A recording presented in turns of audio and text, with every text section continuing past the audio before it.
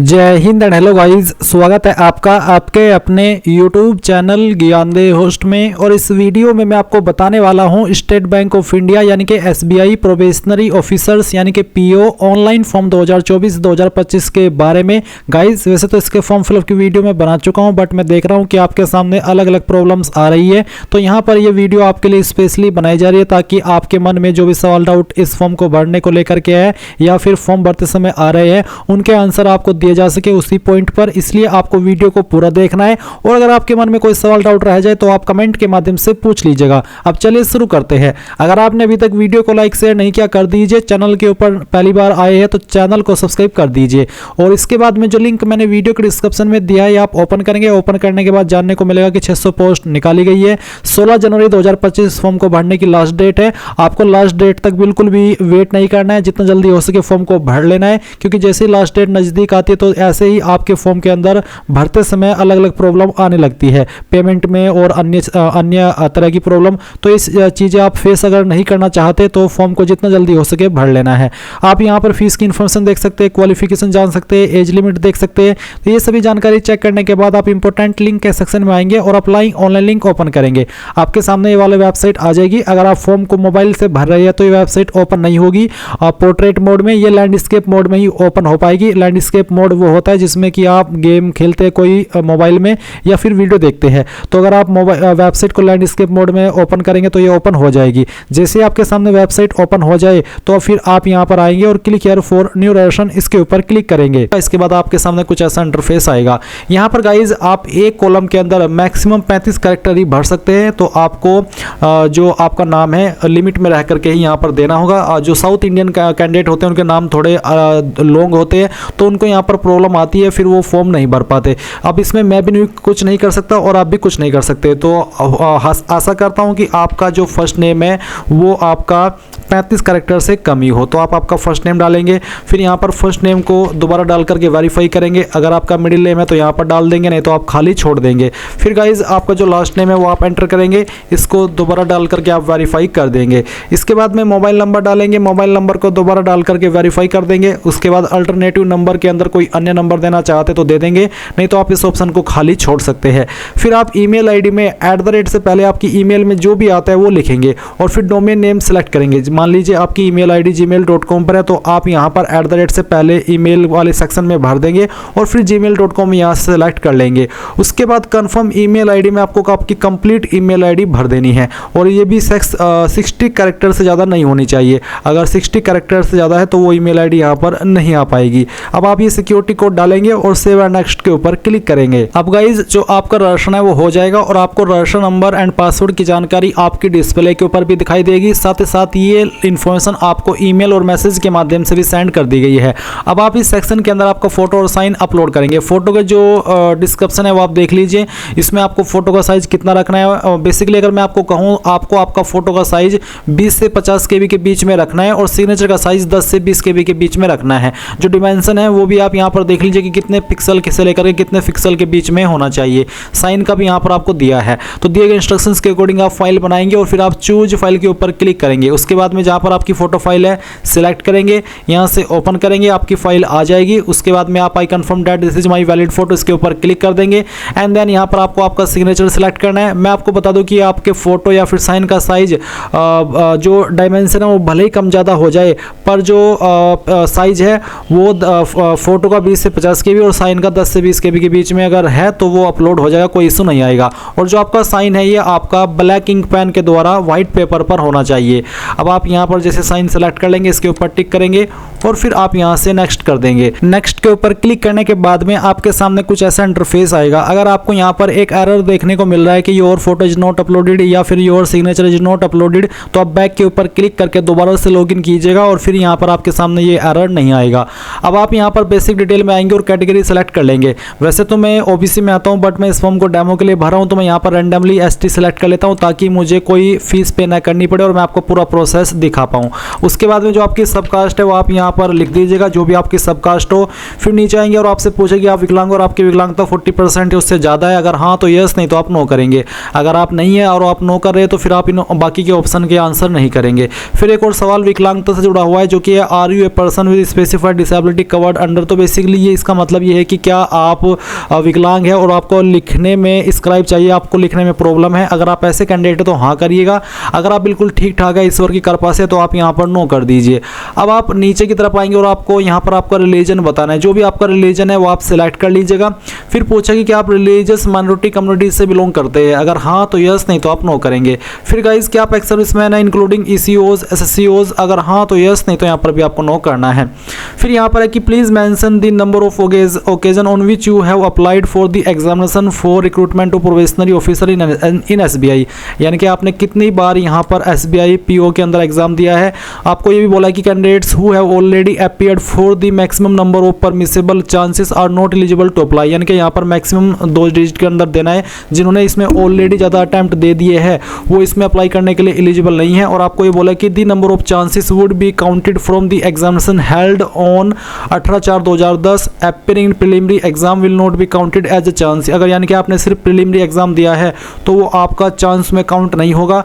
जिन्होंने यहाँ पर मेन एग्जाम दिया है वही काउंट किया जाएगा कि हाँ आपका एक अटैम्प्ट हुआ है। In the years in which only one written examination has been held, जैसे कि preliminary exam has been held appearing in this examination will be counted as a chance, यानी कि शुरुआत में इसमें सिर्फ एक ही एग्जाम होता था जो कि प्रीलिमिनरी एग्जाम है। तो अगर आपने वो प्रीलिमिनरी एग्जाम दिया तो वो आपका चांस के अंदर काउंट होगा। और अगर जब इसमें 2 एग्जाम होने शुरू हो गए, एक प्रीलिम एक मेन, तो अगर आपने सिर्फ प्रीलिम दिया वो आपका चांस में काउंट नहीं होगा। अगर आपने प्रीलिम और मेन दोनों दिया है तो ही वो चांस में काउंट होगा। जब तक इसमें सिर्फ एक ही एग्जाम होता था उस वक्त अगर आपने प्रीलिम एग्जाम दिया है तो फिर वो चांस में काउंट होगा। तो उसके आधार पर आपको बताना है। अगर आप पहली बार भरे तो 0 लिख दीजिए, और जैसे कि मैंने आपको बताया कि आपके कितने अटैम्प्ट हुए इस डिस्क्रिप्शन के अकॉर्डिंग जो यहाँ पर मैंने आपको एक्सप्लेन किया है वो आप यहाँ पर लिख दीजिएगा। फिर यहाँ पर आता है do you have record of default in repayment of loans credit card dues, अगर हाँ तो आपके ऊपर अगर कोई इस तरह का रिकॉर्ड है तो आप यस करिए, नहीं तो आपको नो करना है। इसके बाद सवाल है कि do you have adverse report regarding moral turpitude regarding character, अगर हाँ तो यस, नहीं तो आप नो करेंगे। अगर आपका रिकॉर्ड बिल्कुल साफ है, कोई एडवर्स रिपोर्ट नहीं है कैरेक्टर को लेकर के, मोरल टर्पिट्यूड को लेकर के, तो आप यहाँ पर नो कर दीजिए। क्या आप एसबीआई के क्लरिकल काडरे के एम्प्लॉई है, अगर हाँ तो यस, नहीं तो आपको नो करना है। फिर सवाल है कि क्या आप एसबीआई के ऑफिसर काडरे के एम्प्लॉई है, अगर हाँ तो यस, नहीं तो यहाँ पर भी आपको नो करना है। क्या आप एक एक्स एम्प्लॉई है स्टेट बैंक ऑफ इंडिया के जिन्होंने रिजाइन किया हो क्लरिकल काडरे पर रह करके, अगर हाँ तो यस, नहीं तो यहाँ पर आपको नो करना होगा। क्या आप एक एक्स एम्प्लॉई है एसबीआई के जिन्होंने रिजाइन किया हो ऑफिसर काडरे की पोस्ट पर रहते हुए, अगर हाँ तो यस, नहीं तो आप नो करेंगे। अब आपको यहाँ पर इसमें पैन नंबर देना है, नेशनलिटी इंडियन रहेगी, स्टेट यूटी जहाँ पर आप आपका एग्जाम सेंटर रखना चाहते हैं वो स्टेट आप सेलेक्ट कर लीजिए। फिर स्टेट का कोड आ जाएगा, जहाँ पर आप अपना जो सेंटर रखना चाहते हैं इन लोकेशन में से वो लोकेशन आपको चॉइस के रूप में दे देनी है जहाँ पर आप प्रीलिम एग्जाम रखना चाहते हैं। उसके बाद में आप मेन एग्जाम कहाँ रखना चाहते हैं इन सिटी में से वो आप यहाँ पर पहले तो आपको स्टेट सेलेक्ट करनी होगी और फिर जो उसकी सिटी है वो भी आप सेलेक्ट कर लेंगे। फिर I intend to bring the following ID when appearing for the examination, तो आप यहाँ पर इसके ऊपर टिक करके इसमें से बताइए कि आप ये आईडी नंबर दे रहे हो और मैं जब मेरा रिटन एग्जाम होगा तो उस वक्त मैं ये आईडी लेकर के जाऊँगा। इसके बाद पर्सनल डिटेल आएगी, आप आपकी डेट ऑफ बर्थ यहाँ पर सेलेक्ट कर लीजिएगा, आपका जेंडर बताइएगा, क्या आप जुड़वा भाई बहन हो, अगर हाँ तो यस, नहीं तो आप नो करेंगे। फिर यहाँ पर आपको मेंटल स्टेटस बताना है, अनमैरिड मैरिड जो भी है वो आप यहाँ पर टिक कर दीजिएगा। उसके बाद आप यहाँ पर फादर का फर्स्ट नेम एंटर करेंगे, आपके फादर का मिडिल नेम डालेंगे, फिर लास्ट नेम डालेंगे। इसी प्रकार से मदर का फर्स्ट नेम मिडिल नेम और लास्ट नेम यहाँ पर डाल देंगे। फिर आता है एड्रेस फॉर कोरस्पोंडेंस यानी कि प्रेजेंट एड्रेस, तो जो आपका प्रेजेंट एड्रेस है वो आप यहाँ पर लाइन 1, 2, 3 के अंदर लिख देंगे, यानी कि थोड़ा थोड़ा पार्ट आपके एड्रेस का तीनों लाइन के अंदर लिख दीजिएगा। और जो आपकी डिस्ट्रिक्ट है उस डिस्ट्रिक्ट का नाम आपको यहाँ पर एंटर करना है। स्टेट यहाँ से आपकी सेलेक्ट कर लेनी है और फिर यहाँ से जो आपका पिन कोड है वो डाल देना है। अब अगर आपका प्रेजेंट और परमानेंट एड्रेस सेम है तो आप इस बॉक्स के ऊपर टिक कर देंगे, अगर अलग है तो इसको ऐसे ही अनटिक रहने दे और अलग से अपना एड्रेस परमानेंट वाला भर दे। और फिर किस एड्रेस के ऊपर आप अपनी एप्लीकेशन फीस की जीएसटी इनवॉइसिंग सेंड करना चाहते हैं यानी कि स्लिप सेंड करना चाहते हैं, अगर आप जनरल ओबीसी है तो आप ये ऑप्शन सेलेक्ट करेंगे और फिर यहाँ पर आपको सेव एंड नेक्स्ट के ऊपर क्लिक करना है। अब गाइज यहाँ पर आपके आपके सामने क्वालिफिकेशन की जानकारी आ चुकी है। तो आप यहाँ पर क्वालिफिकेशन की जानकारी भरने से पहले जान लीजिए कि आपकी जो क्वालिफिकेशन है वो 30/4/2025 तक कंप्लीट हो जानी चाहिए। जिसकी इसके बाद में होगी वो एलिजिबल नहीं हो पाएगा। और आपको ये बोला कि the fraction of percentage so arrived will be ignored, I 59.99 will be treated as less than 60% and 54.99 will be treated as less than 55%। यानी कि जिनकी अगर 54.99% है जो ट्रीट की जाएगी, वो आपको यहाँ पर उसका जो एक इन्होंने रखा है एक्सप्लेनेशन वो आपको दिया है। अब आप क्वालिफिकेशन की जानकारी भरिए। तो सबसे पहले यहाँ पर ग्रेजुएशन इक्विवेलेंट के अंदर आप बताइए कि आपने पास कर लिया या अभी आप कर रहे हैं। पास कर चुके तो आप पास सेलेक्ट कर ले, फिर आपको आपकी क्वालिफिकेशन का जो स्ट्रीम है वो सिलेक्ट कर लेना है। अगर आपका यहाँ पर है तो सिलेक्ट कर ले, नहीं तो अदर्स के ऊपर क्लिक करके खुद से अपनी डिग्री का नाम यहाँ पर आप दे सकते हैं। इसके बाद आप यहाँ पर नेम ऑफ इंस्टीट्यूट के अंदर आपके स्कूल कॉलेज का नाम एंटर करेंगे, बेसिकली इंस्टीट्यूट का नाम जहाँ से भी आपने आपकी क्वालिफिकेशन की है वो आप यहाँ पर डाल दीजिएगा। ये डालने के बाद में आप यहाँ पर देखेंगे पैलेस ऑफ इंस्टीट्यूट कॉलेज, तो कहाँ पर है वो आपका इंस्टीट्यूट या कॉलेज वो आप लिख देंगे। कब आपने पास कर ली थी वो डेट, मंथ और जो ईयर है वो आपको सेलेक्ट करना है। परसेंटेज कितनी थी वो आप यहाँ पर एंटर करेंगे। क्लास ग्रेड क्या थी वो सेलेक्ट कर लेंगे। जिनके 60+ परसेंटेज होते हैं वो फर्स्ट क्लास में आते हैं, जिनके 45 से लेकर के 59 के बीच में होते हैं वो सेकंड, और जिनके 33 से लेकर के 45% के बीच में होते हैं वो पास क्लास के अंदर आते हैं या फिर थर्ड क्लास के अंदर आते हैं। इसके बाद है इंटीग्रेटेड डिग्री, डबल डिग्री अगर आपके पास है तो आप बताएंगे उसका स्टेटस, और फिर यहाँ पर आप उसका जो बाकी का इन्फॉर्मेशन है वो भर देंगे, ऐसे जैसे कि अभी आपने आपकी डिग्री की जानकारी भरी है। अगर आपके पास पीजी डिग्री है उसकी जानकारी भर देंगे, कोई प्रोफेशनल क्वालिफिकेशन है वो दे देंगे, कोई अन्य क्वालिफिकेशन है वो भी दे देंगे। फिर यहाँ पर पूछे कि जो प्री एग्जाम ट्रेनिंग मिलती है SC ST OBC विकलांग को क्या आप वो लेना चाहते हैं, अगर हाँ तो यस कर दे, और फिर आपको बताना है कि कौन सी स्टेट के अंदर लेना चाहते हैं। उसके बाद में आप यहाँ पर जो प्री एग्जाम का ट्रेनिंग का सेंटर क्या रखना चाहते हैं वो भी आपको यहाँ पर सिलेक्ट कर लेना है। ये सिलेक्ट करने के बाद में आप नीचे आएंगे, फिर आएगा इसमें लैंग्वेज नोन, तो जो आपको लैंग्वेज आती है वो आप यहाँ पर लिखिए इस तरह से, और बताइए कि मुझे पढ़नी आती है, लिखनी आती है और बोलनी आती है। फिर आप यहाँ पर जो सेकंड लैंग्वेज है वो एंटर कर देंगे। उसके बाद में बताएंगे मुझे पढ़नी आती है, लिखनी आती है और बोलनी आती है। एंड देन जो आपकी थर्ड लैंग्वेज है वो भी आप यहाँ पर अगर आपको कोई आती है लिख दीजिए और उसका स्टेटस बता दीजिए।